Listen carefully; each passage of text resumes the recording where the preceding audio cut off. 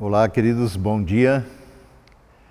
Hoje temos a Sexta-feira Santa, dia 2 de abril, e é um dia que nós sabemos que você está aí em casa, é feriado, e é um tempo que a gente quer parar diante do Senhor, diante da Sua Palavra, permitir que esse dia não passe em branco, mas que a gente lembre a razão dele, da razão de Cristo ter morrido por nós naquela cruz.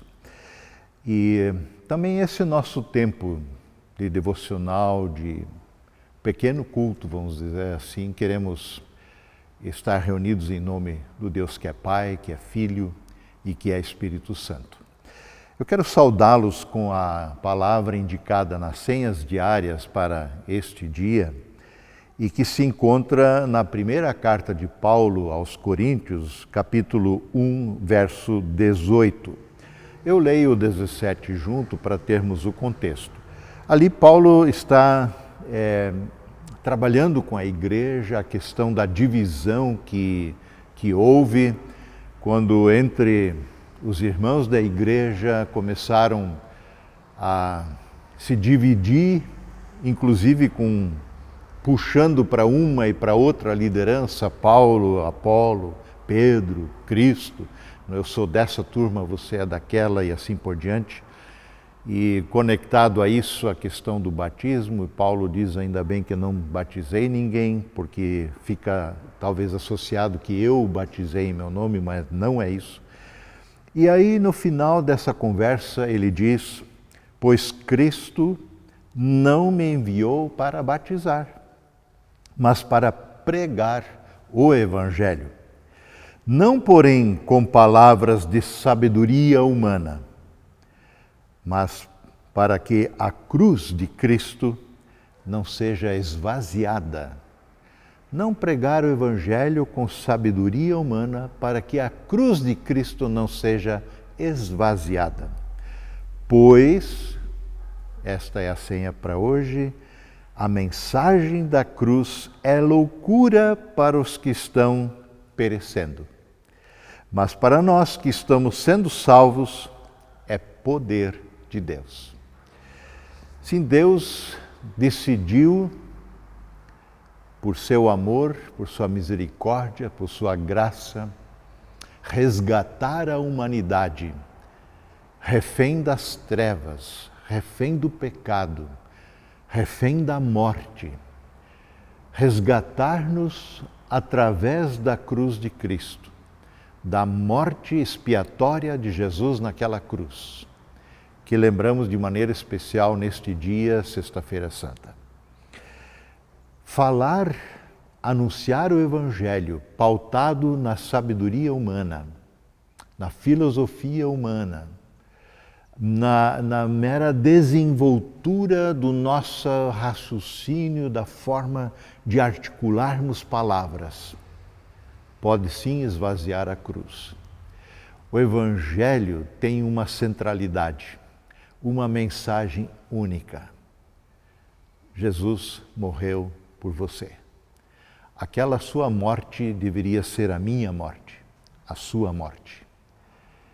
Ele morreu a nossa morte para nos dar vida. E a salvação que nos é presenteada, ela é por graça e fé somente. Está aí uma das bases também da nossa confessionalidade luterana. Somos salvos não por obras, não por argumentações filosóficas, racionalidade. Somos salvos por essa obra escandalosa da cruz. Ali no inverso daquilo que a humanidade deseja ou imagina, a morte de cruz, a pior possível, Deus decidiu nos salvar. Que esta palavra nos acompanhe de maneira especial nesse dia, penetre o nosso coração de forma renovada e ali nos traga a alegria que provém desse dia tão triste, dia em que Jesus morreu por nós, mas dia que Ele o fez por amor a você e a mim para nos salvar. Eu quero convidá-los para uma palavra de oração. Querido e amado Senhor, muito obrigado por esse dia de maneira especial, esta Sexta-feira Santa, dia em que celebramos novamente Tua paixão e morte. Tu que enviaste Teu Filho a nós como Cordeiro de Deus que tira o pecado do mundo. Como no passado se sacrificavam cordeiros, ovelhas, cujo sangue aspergido sobre o povo para o perdão do pecado, nós sabemos que era um paliativo e uma mera sombra daquilo que realizarias e realizaste por completo, de forma perfeita, ao dares o Teu amado Filho Jesus por nós. Obrigado por tão grande salvação. Obrigado por esse Evangelho que aponta para a cruz de Cristo e sua obra salvífica em nosso favor. Ajuda-nos a crer, renova nossa fé e esperança neste Evangelho. E fala no Senhor também nesta manhã em que estamos reunidos em Teu nome.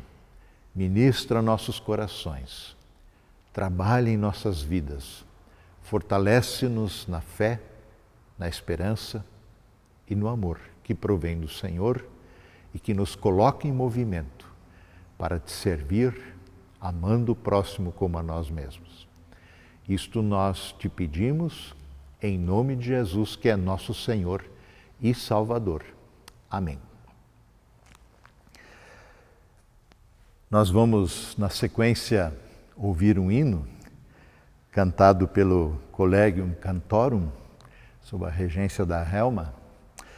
E eu aproveito para anunciar e comunicar e convidar você para a cantata que vamos ter amanhã, dia 3 de abril, às 19 horas, no YouTube, no nosso canal do YouTube. Aí onde você tem acessado sempre também os cultos, estará lá o canal.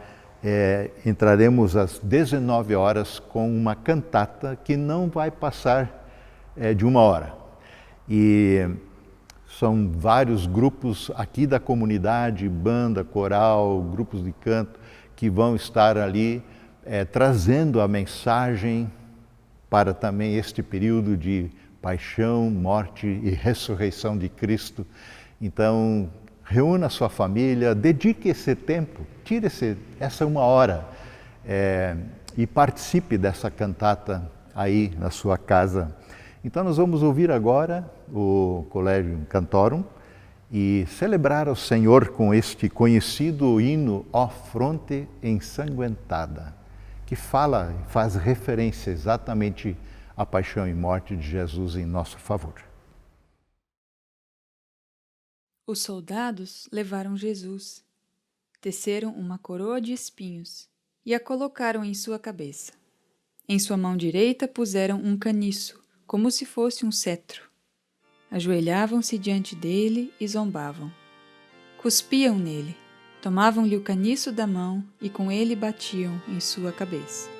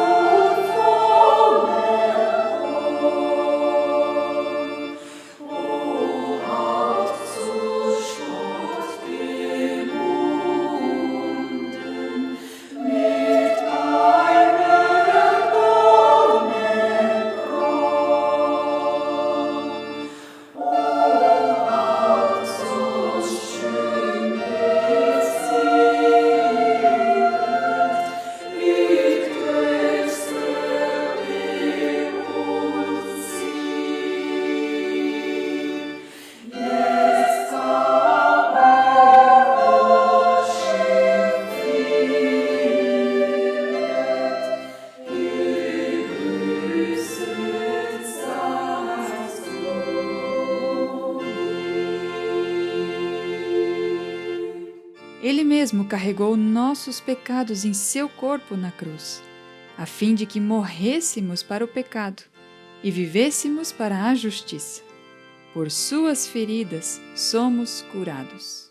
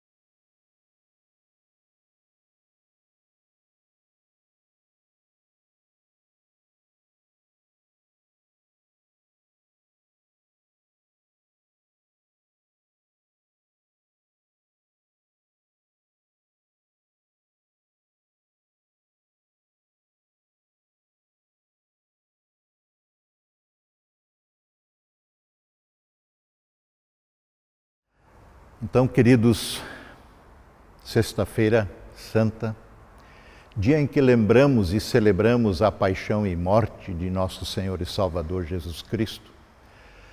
Na nossa sequência de leitura bíblica normal dos nossos devocionais, que também deveríamos e temos nesta manhã, chegamos aos capítulos 2 e 3 do Evangelho de João. E eu quero me ater hoje, mais especificamente, ao capítulo 3 de João, a fim de conectarmos especialmente a parte final da conversa de Jesus que ele teve com o fariseu chamado Nicodemos, e que era uma importante autoridade entre a liderança religiosa judaica, conectar esse final de conversa com a temática da Sexta-feira Santa. A conversa foi iniciada com uma abordagem deste líder religioso que procura Jesus na calada da noite, talvez, provavelmente, para não ser identificado, especialmente pelos seus pares, conversando com Jesus, com quem muitos não se davam bem, não gostavam dele. Como foi Nicodemos que procurou Jesus, é ele quem toma a iniciativa da conversa e ele introduz a conversa trazendo uma constatação que, além dele mesmo, e é de outros também, quiçá, quem sabe, alguns destes líderes religiosos que têm observado Jesus e têm concluído, e ele diz: Mestre, sabemos que ensinas da parte de Deus, porque ninguém pode realizar os sinais miraculosos que tu fazes se Deus não estiver com ele. Contudo, ainda que esta é uma observação que seja absolutamente verdadeira e importante, Jesus vai logo além, aponta para o essencial, como temos falado ultimamente aqui em nossos cultos. E Jesus diz para Nicodemos: Nicodemos, digo-te a verdade, ninguém pode ver o reino de Deus se não nascer de novo. E com isso Jesus direciona a conversa para o que realmente importa. Os sinais e milagres que Jesus vinha realizando em última instância apontam para o reino de Deus. Os sinais e milagres corroboram, confirmam o discurso, o ensino de Jesus, que aponta com clareza para o reino de Deus, para o governo de Deus. Ao iniciar sua jornada através da Galileia, Jesus, logo após o seu batismo, inicia seu ministério proclamando as boas novas de Deus, dizendo, em Marcos 1,15, enfim chegou o tempo prometido, proclamava Jesus. O reino de Deus está próximo, está perto, chegou. Arrependam-se e creiam nas boas novas. Arrependimento e fé no Evangelho é demandado por Jesus. Demanda essa que se impõe com a proximidade do reino na pessoa dele. E é exatamente a mesma coisa que Jesus vai dizer aqui a este líder religioso que o procura na calada da noite. Caro Nicodemos, te digo a verdade, ninguém pode ver o reino de Deus se não nascer de novo. O reino de Deus não é visível a olhos nus. O reino de Deus é muito mais do que observar sinais e milagres. Para enxergá-lo, precisamos dos óculos da fé. Fé esta que nos é disponibilizada através do Evangelho, através da Boa Nova que Jesus mesmo traz em pessoa. Ele é o Evangelho. Ele mesmo é o reino de Deus entre nós, porque Ele é Deus encarnado. Por isso, os sinais e maravilhas que Jesus opera apontam exatamente para o fato de que o governo de Deus chegou sobre nós. A presença do reino, do Rei dos Reis, do Senhor dos Senhores, é atestada com palavras e obras. O Messias, o Cristo de Deus, o Filho amado do Pai Eterno, o Emmanuel, o Deus conosco, Deus entre nós, chegou. Portanto, consequentemente, arrependam-se e creiam no Evangelho, creiam nessa boa notícia. E esta boa nova, esse Evangelho, encontra-se aqui declarado de forma concisa, mas de forma completa e precisa. Não é sem motivo que se trata talvez de um dos versículos mais conhecidos de toda a Bíblia, que está nesse contexto da conversa de Jesus com Nicodemos. João 3,16. Porque Deus amou tanto o mundo, que deu seu Filho único, para que todo aquele que nele crer não pereça, não morra, mas tenha a vida eterna. Pode haver mensagem mais maravilhosa do que essa. Contudo, não é uma mensagem fácil de ser assimilada, compreendida. Precisa ser acolhida em fé.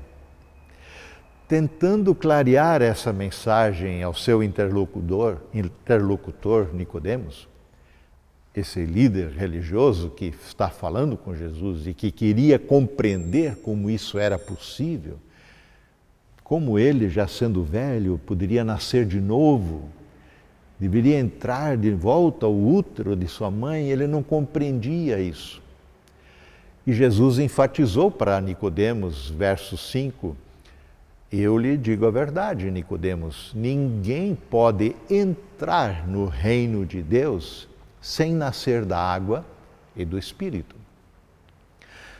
Os seres humanos de Jesus podem gerar apenas vida humana, mas o Espírito Santo, dá à luz vida espiritual. Portanto, não se surpreenda quando eu digo, é necessário nascer de novo. E parece que Nicodemos ficou na mesma.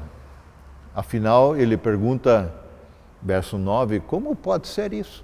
Como é que algo assim pode ser possível?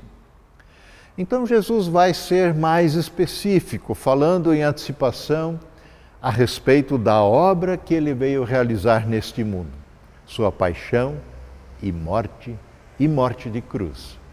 Diz Jesus então no verso 10, respondendo a Nicodemos, poxa Nicodemos, Você é um mestre respeitado em Israel, mestre religioso, e não entende essas coisas? Você lida, por assim dizer, com as escrituras sagradas o tempo todo e não compreende essa verdade revelada? E Jesus segue, verso 11 seguintes, eu lhe digo a verdade, Nicodemos. Falamos daquilo que sabemos e vimos, e, no entanto, vocês não creem em nosso testemunho. Se vocês não creem em mim, diz Jesus, quando falo de coisas terrenas, como crerão se eu falar de coisas celestiais? Ninguém jamais subiu ao céu, exceto aquele que de lá desceu, o Filho do Homem. É como Jesus se refere a si mesmo, né?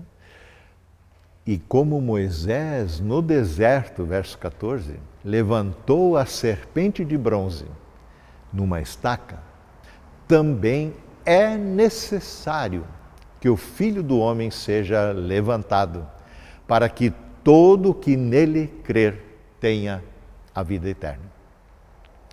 Jesus compara o que Moisés fez lá no deserto com o que será feito com ele dentro de pouco tempo. Essa história a qual Jesus se refere, nós encontramos lá em Números 21. O povo de Deus partiu do Monte Or pelo caminho do Mar Vermelho para contornar a terra de Edom, mas o povo ficou impaciente no caminho e falou contra Deus e falou contra Moisés, dizendo: por que vocês nos tiraram do Egito para morrermos aqui nesse deserto? Não há pão, não há água e nós detestamos essa comida miserável, referindo-se ao maná que caía todo dia. Sim, a vida no deserto não é fácil. Vida no deserto, contudo, também a nossa vida, que nós passamos por desertos na vida, né? Quem sabe essa pandemia tem sido um deserto na tua vida. Mas a vida no deserto, contudo, é uma oportunidade ímpar para Deus se revelar. Vida no deserto é uma oportunidade ímpar para nós aprendermos a conhecer o Senhor melhor e assim aprendermos a confiar nele de forma incondicional. O coração que murmura, reclama, já não é mais grato a Deus, pois já não percebe mais o cuidado de Deus em meio às dificuldades da vida.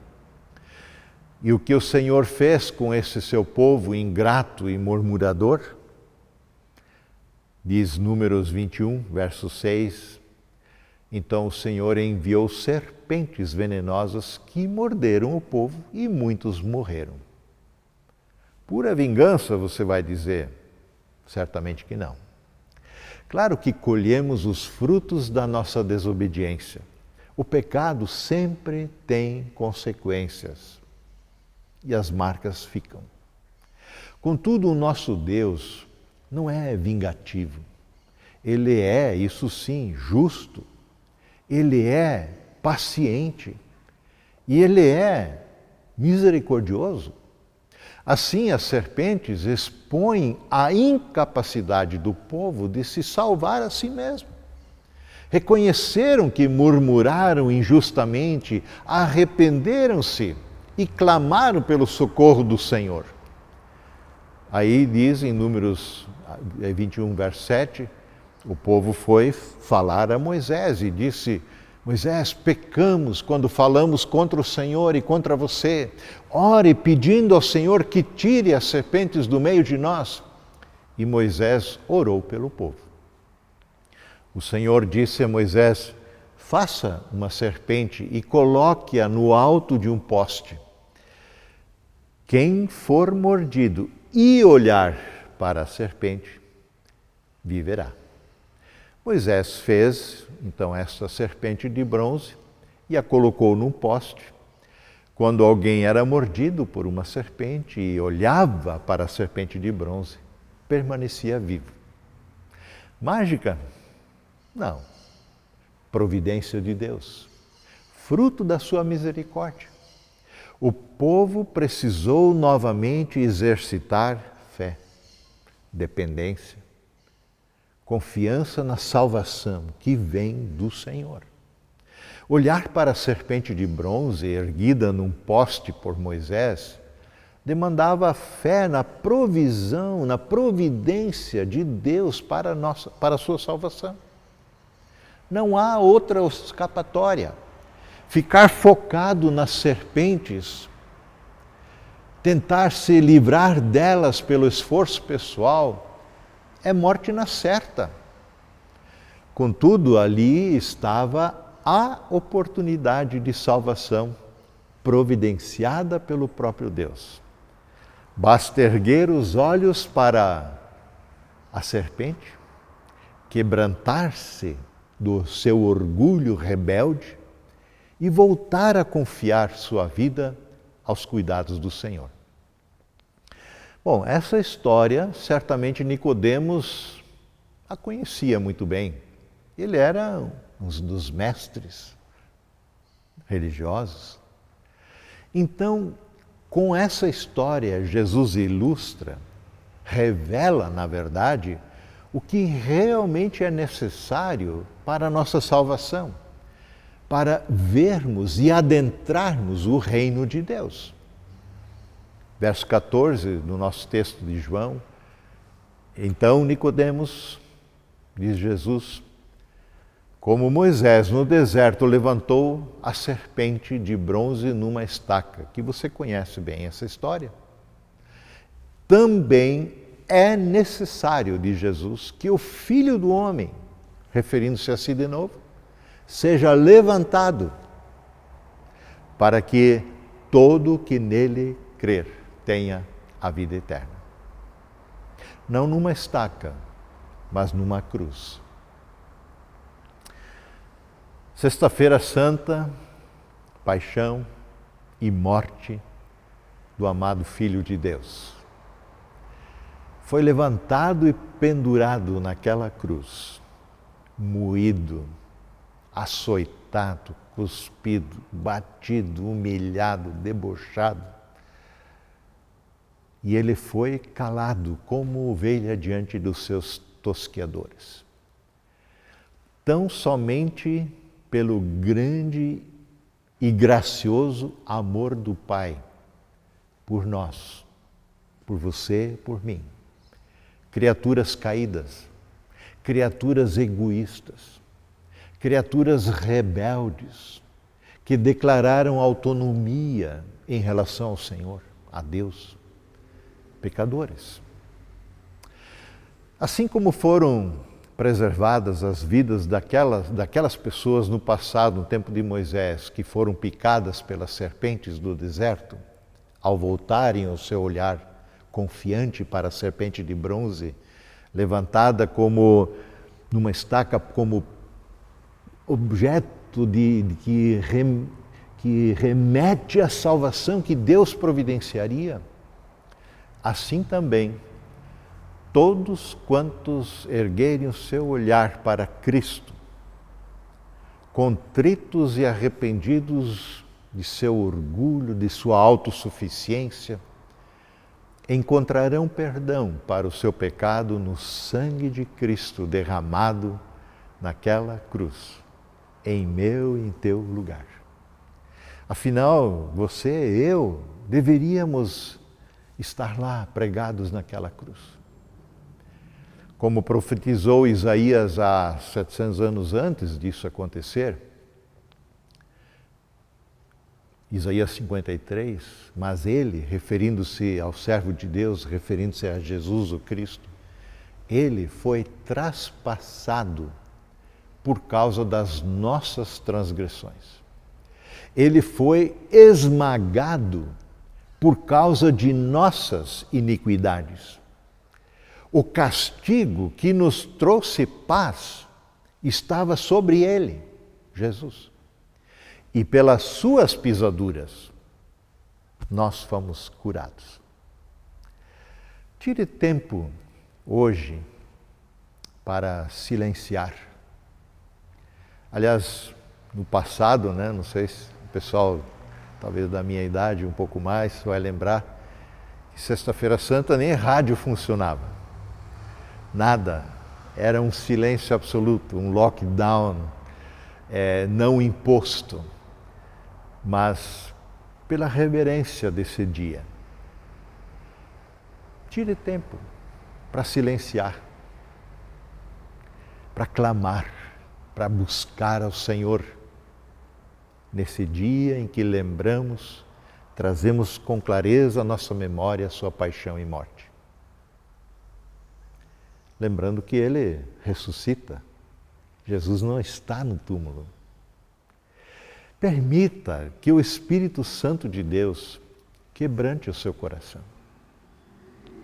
Humilhe-se sob a poderosa e bondosa mão do Senhor. Nele há misericórdia. No Senhor há perdão, há salvação. Eu quero convidá-los para ainda encerrarmos essa nossa devocional mais estendida aqui nesta Sexta-feira Santa, a orarmos juntos. Temos certamente alguns motivos pelos quais interceder. Vocês podem orar aí e quero convidá-los a colocar-nos humildemente na presença do Senhor. Amado Deus eterno, Pai, por meio de Jesus Cristo e sua obra na cruz, queremos te agradecer de todo o nosso coração por esse dia em especial em que lembramos e celebramos tua paixão e morte.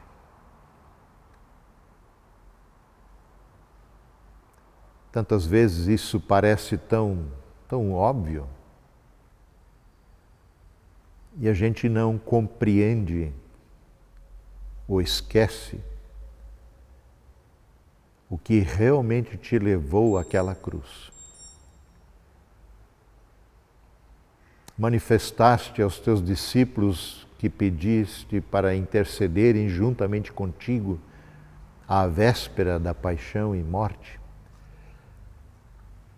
que estavas profundamente aflito, angustiado até a morte em teu coração. Clamavas, Senhor, que, se possível, este amargo cálice, repleto de nossos pecados, fosse passado, mas ao mesmo tempo estavas disposto por amor, voluntariamente, a cumprir com a vontade do Pai, que te coloca naquela cruz. Obrigado por tão grande obra,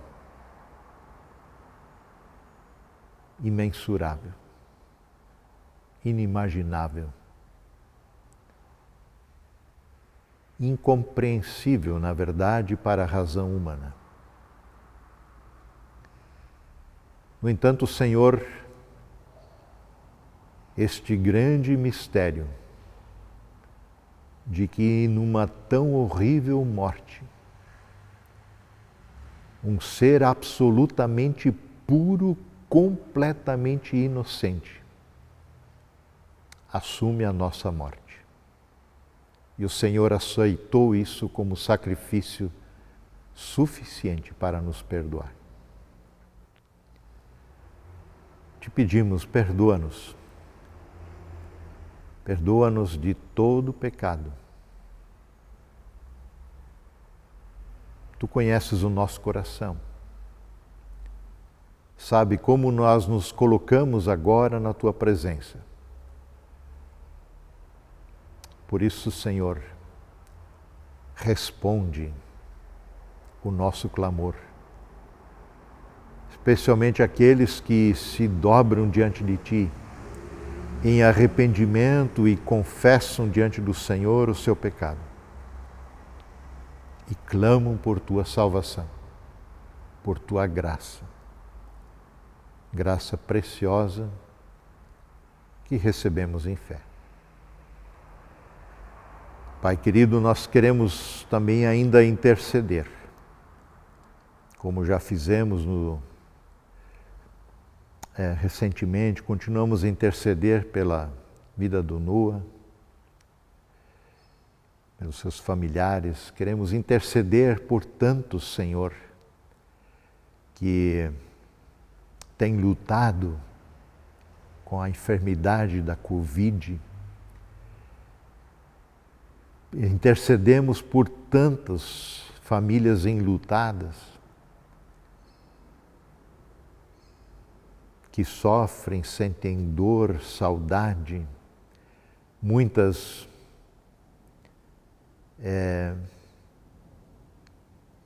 fora a aflição da perda, sentem-se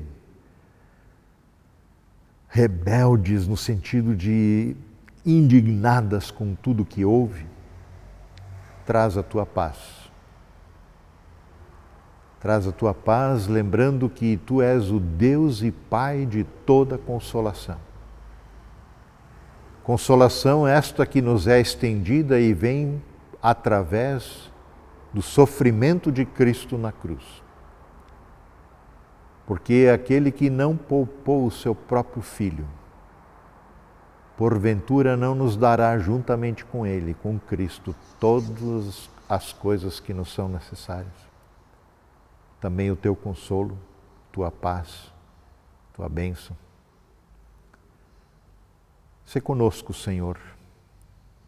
Cuida-nos, dirige-nos, guarda-nos na tua presença, que é o melhor que podemos ter e imaginar nesta vida e para toda a eternidade.